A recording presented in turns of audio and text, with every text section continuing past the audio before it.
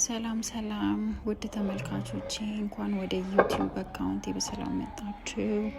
ዛሬ የድንች ወጥ በስጋ አሰራርን ነው ማሳያችሁ።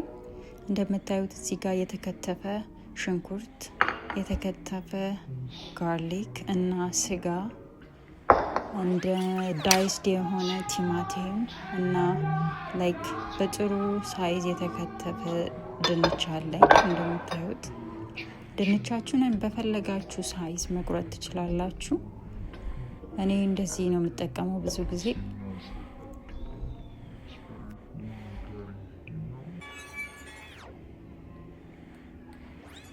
ከዛ ዘይታችን እንደዚህ የሞቀ ድስት ላይ እንጨምርና ከዛ ሽንኩርት አርገን ከርነን እስኪበስል እንጠብቃለን። እንደዚህ ሲበስልልን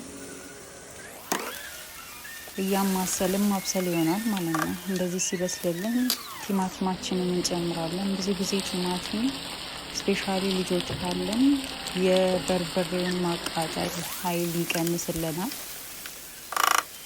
ከፈለጋችሁ ቶሜቶ ፔስትን መጠቀም ትችላላችሁ። ከዛ በርበሬያችንን እናድርጋለን። በደንብ አርገን እናሸዋለን ማለት ነው እስኪቁላላልን ድረስ።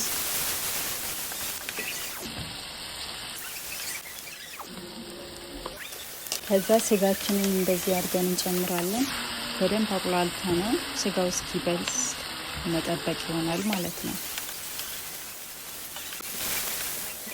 ከዛ ነጭ ሽንኩርታችንን እንደምታዩ ጨመር አድርገንበት እስኪበስል ከድነን እናብስለዋለን።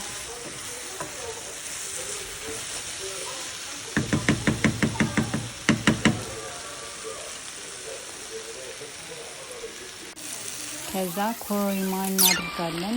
ከሌላችሁ ኮሮሪማ ብላክ ፔፐር መጠቀም ትችላላችሁ። እኔ እዚህ ጋር የተጠቀምኩት ኮሮሪማ ነው። ከዛ ውሃችሁን ጠብ ጠብ እያረጋችሁ ማብሰል ይሆናል ማለት ነው። ከዛ ድንቻችንን አርገን የምንፈልገውን አይል ውሃ አርገንበት ድንቹ እስኪበስል ከድነን እንጠብቃለን። እንደምታዩት እዚህ ጋር በምፈልገው አይል ውሃ ጨምሬበት ድንቹን እያበሰልኩኝ ነው።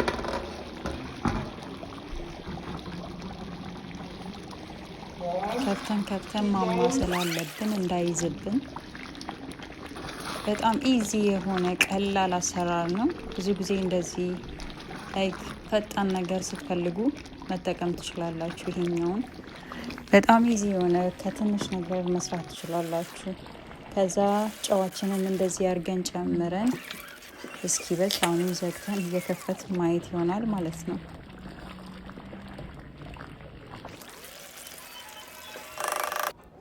ከዛ እንደምታየው እዚህ ጋር ቆንጆ ሆኖ ወጥቶልኛል። ከአይብ ጋር አድርገን መጠቀም እንችላለን። ሜክ ሹር ቱ ሰብስክራይብ